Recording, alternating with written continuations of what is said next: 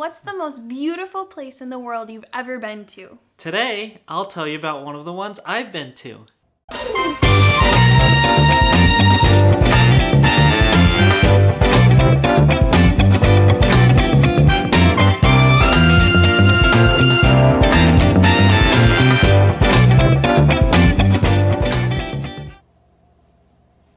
Hello everyone! It has been 6 months since we started. What? Yep. Really? Week 25 and we missed a week. So that's 26 weeks. You're welcome. Yeah, thanks for going around the world with us once again. Today, we are going to go to Slovenia once again. Last week I showed you the Royal Gorge in Slovenia. And today I'm going to show you the town which is right next to the town that I stayed in while I was there. And this is the town of Piran. Piran, Slovenia. And I didn't know this either until I got there, but it's also a famous tourist attraction for Slovenia. Well, let's see your pictures then. Okay, so we are going to start off overlooking the Adriatic Sea. Beautiful. It is. Now the Adriatic Sea is right above the Mediterranean Sea. So if you go to Italy, right below Italy is the Mediterranean Sea. And just to the east of Italy is the Adriatic Sea. On the other side of that Adriatic Sea is Slovenia and some other countries like Croatia. So Slovenia, right there overlooking the sea, that's from my hotel where I stayed. And I did go and swim in the sea one morning just to say I did. Was and it it was cold? nice. It was a little cold. It wasn't chilly. I guess you could say it was refreshing. I don't know what it was like later in the day when it got warmer, but at 7:30 in the morning, it was decently cool, but not so bad I couldn't enjoy it. Is it freshwater? It is not. It is saltwater. Yep. So that is overlooking the sea. Now if you go down along the sea, Piran is just right out on a little peninsula. Ooh. And so this is overlooking a large portion of the town. It isn't really that big. You can see they all have those nice tile red roofs. And as you are walking there along the sea, there are a whole bunch of sailboats, fishing boats right there. It's quite the sight. Here is another look at those, and pretty cool. Now here is the town center. I can't call it a town square, and you'll see why in a moment. This is the town center. This is where all the big events will take place. Actually, they were either setting up for or tearing down. I think they were tearing down a stage right there in the middle for maybe a concert. And then also there was a farmer's market going on all the way around. And up in the middle, you'll see a tall tower with a clock on it. And I went up to that tower, and I'll show you some pictures from there. As you walk along through Piran, the streets are very narrow. I did see a car drive through once, and it barely missed touching both sides. And so this is really one of those motorcycle towns if you want to get through. And so here is that tower a little closer up. It is actually connected to like a little church. This thing with the cross, that is not part of it. That's just like in front of someone's house, but I kind of got them both in the same picture.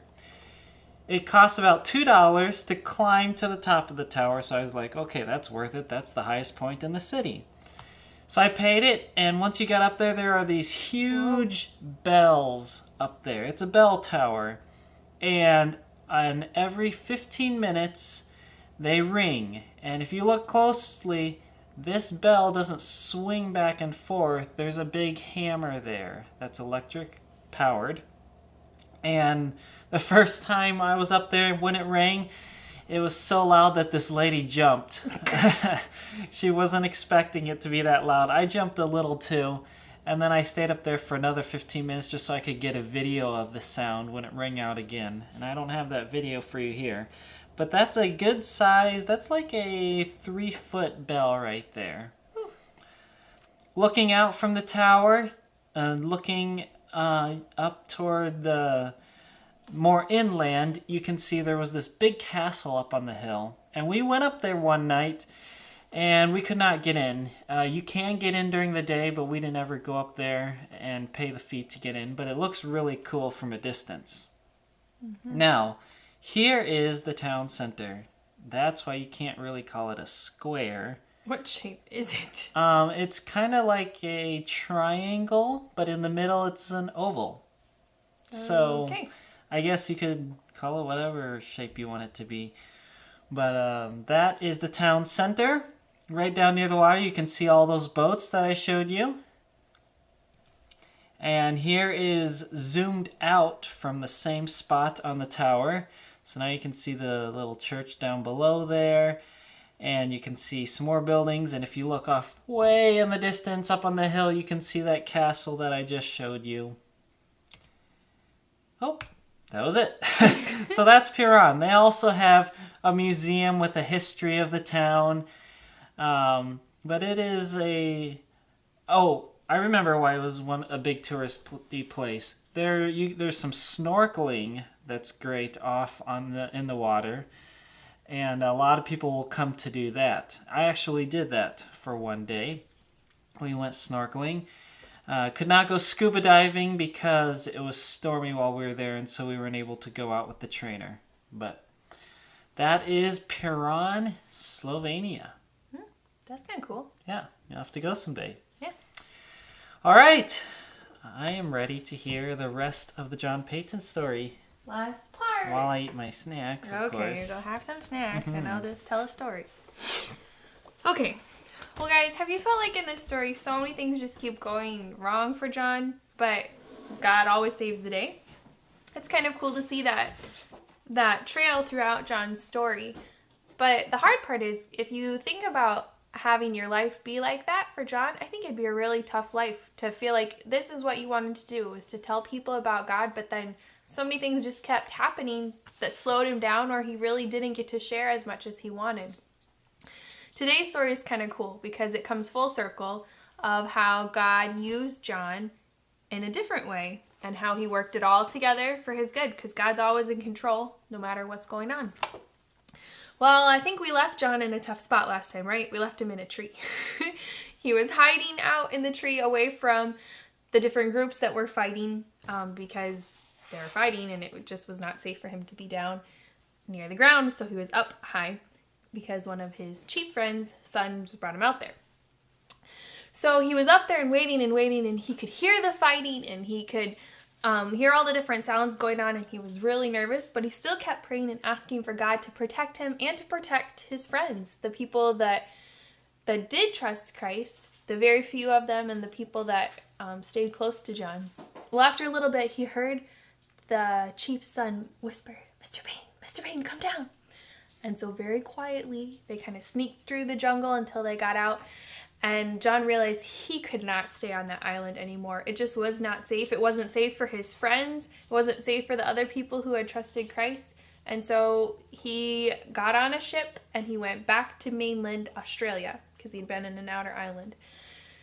And he went to Australia and he just was feeling so discouraged because he had spent all of this time on this island and he had wanted to tell these people about God's love, and he wanted more missionaries to be able to come, but the travel was so awful. Remember that all the way back at the beginning of the story? Right? He got in the little boat with his wife, and they about tipped over because it was just a bad travel situation. Well, he began to think, and he prayed and began to ask God, how could we make it so that more missionaries could go to these islands, and that they could go a couple at a time, or they could go for a little time and then leave again if it wasn't safe for them. And he realized it would be great if they had a boat or a ship that could go from mainland Australia to some of these little islands so people could share the good news of Jesus. And so he began to pray about it, and he watched one Sunday as a group of children walked into church. And he watched and he thought about how God wanted to be able to work in the lives of the people of these islands. Well, he followed the kids into church and he listened to the sermon, and at the end of the pastor's sermon, he asked if he could speak to the boys and girls. So he got up to the front of the church and he talked specifically to the boys and girls. He told them his story, how he had lived on these islands, how these people needed to know how much God loved them, and how they needed more missionaries to go to these islands, but they didn't really have a great way to travel.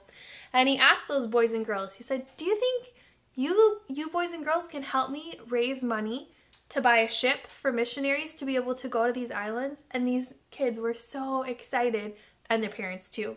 And this church, and along with a lot of other churches in Australia, began to raise money to help build a ship so they could take missionaries to these islands. And it was cool and exciting for John to see the church family get together in Australia and help raise money for him. Well, he went back to Scotland for a little visit and to see some family and some other people in churches. And while he was there, he met a really great lady who wanted to also go to these islands to share God's love. And so they got married, which is kind of exciting. He'd been by himself for a while. They got married and they moved back. They went back to Australia and then got to take their new ship to a different island. So they were not on the same island they had been to before. Now, when they got to this new island, they realized the people on this island spoke another language. So now John and his new wife had to learn a new language. And John would listen, and whenever he could figure out some of the sounds of a word, he'd write it down. Or when he figured out a word, he would write it down. And he and his wife worked really hard at learning the language of the people. Well, because they were on a new island, they had to start building. So John began to build a house for he and for his wife. And at one point, he realized he didn't have something he needed. So he grabbed a piece of bark from a tree and he wrote down the supply he needed, and he handed it to one of the people from the village. And he said, I want you to take this to my wife and it will talk to her. And the chief said, what? This piece of wood is going to talk to her? So he was really confused. He thought John was a crazy man. Well, the chief took it all the way to John's wife and she handed him nails, which he brought back to John. The chief was so surprised. This wood really did talk to your wife. Well, how could that be? He had never even seen writing before. This was really cool. Now John was able to start taking some of their words and put them down into writing. Well, John finally finished building his house, and then he realized that they didn't have good drinking water. And actually, a lot of the island was having problems with good drinking water because they're right on the ocean. There's plenty of water, but it was salty water. Not so great for drinking. So John began to pray about it and decided he was going to dig a well. So he told the people, I'm going to dig a hole in the ground for rain to come up. Because that was kind of how they would talk about it. And they said, you are crazy. So they actually sent some of the people from the village to come and watch John to make sure he didn't hurt himself because he was being so crazy to dig this hole to get rain out of it. So he dug and he dug and he dug, and at one point he dug till the hole was 12 feet deep and still no water. And the people kept saying, you should probably stop. Maybe this is not a good idea. I think you are crazy. But John prayed and he kept asking, and one day when he was digging, he felt like the ground was a little bit wet. Just maybe the next day they'd be able to get some water out of the ground.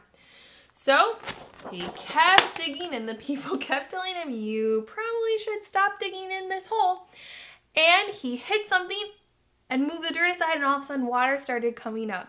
He was so excited. He grabbed a jug, filled it up with water, and brought it up to show the chief. Look, God provided water right out of the ground, and now we have fresh water to drink. And the water filled up the hole, and they were able to have lots of fresh water for John and his wife, and then for the people of the village.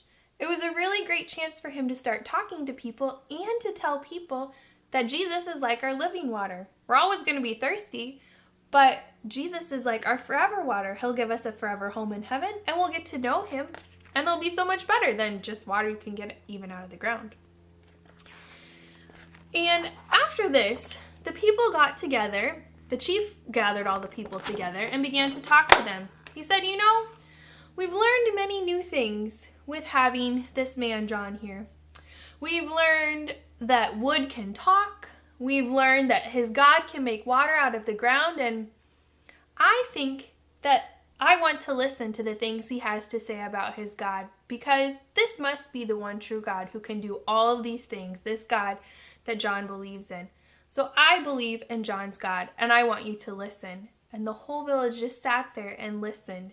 And it was a really great time for John. He was able to tell all these people about how much God loved them, how God had written a book for them, and he told the people that he wanted to be able to translate the Bible into their language so they could have those words too. So he kept learning so many words and working and spending time reading the Bible and turning the words from English over into the language of the people.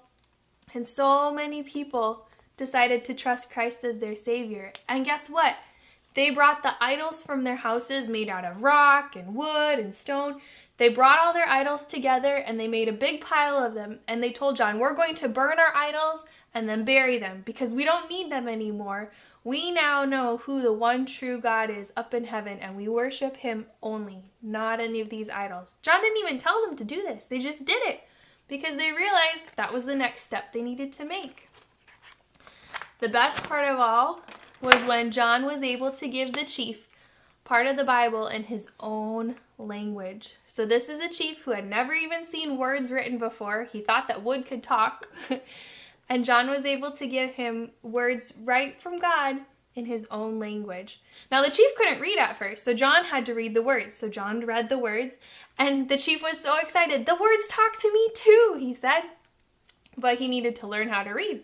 So John helped put their words and their letters and their sounds into an alphabet, and he was able to teach the chief and many of the other people how to read and how to understand God's word for themselves. You know what? John had a lot of tough things in his life, but he realized that God wanted his whole life. He didn't want just little pieces of it. He wanted John to follow God with everything that he had, even if it was going to be hard, even if it hurt him physically or it hurt him emotionally, like to leave his family and to lose his wife, and not even to have close friends and people nearby him. But he did it because he knew that that's what God wanted him to do through all the tough times. And it's cool to see the end of the story, how these people were ready to hear exactly what John had to say, and they trusted Christ, and they made a lot of big changes in their lives. And some of the people from the other island might have too, just in time. It just wasn't right away. But John was faithful. He followed what he knew God wanted him to do, and I think God rewarded him by giving him an opportunity to share. So that's the end of this story about our John Paton story, the missionary to the New Hebrides Islands right off the coast of Australia. So hopefully you enjoyed our last story here. That was a good one. Yeah. Well, have you found our hidden item today? It wasn't too hard to find. Hey. I thought it was a really good one, though. Thanks. Yeah. Okay, it is week 5 in our 5-week segment. Yep. And so we are going to review the 4 different people or families that we have looked at in the last few weeks. Mm-hmm. So we are going to start with Jim and Julie Leonard in Brazil. Some good friends of my family. Here they are. And if you remember, they are in the States on a furlough right now. And coronavirus is not doing well down in Brazil. And so they really can't be doing too much down there if they were right there anyway. But be praying for them as they are searching to see what God has for them next in ministry. Whether that is to stay and keep doing what they have been doing for many years, or whether that is maybe to go a little bit of different direction and reach out to some areas in Brazil that have no gospel witness yet. And so pray for them in that way. Next we have David and Naomi Minnick. And just like John Paton, they are missionaries to Australia. David grew up in Australia, so for him it's home. But his wife, remember, is needing to get her passport back because they can't go to Australia if they don't first get her passport so that they can then get her a visa. And so I know that right now passport processing is kind of backed up. Yes. So pray for them that they can get her passport soon and keep going through the process of getting the visa and getting to Australia, and also pray for them as they are visiting churches and individuals and raising financial support and prayer support for their ministry. Ariel and Ina Abadiano in the Philippines. Here is Alyssa's great picture of them. And they are working to train people to train other people to be good disciples of Jesus Christ. And so they are working with children, they are working with teens, with college students, with pastors, anybody basically who will listen to them. They are training to spread the good news of God's love and the salvation that He provides all of us.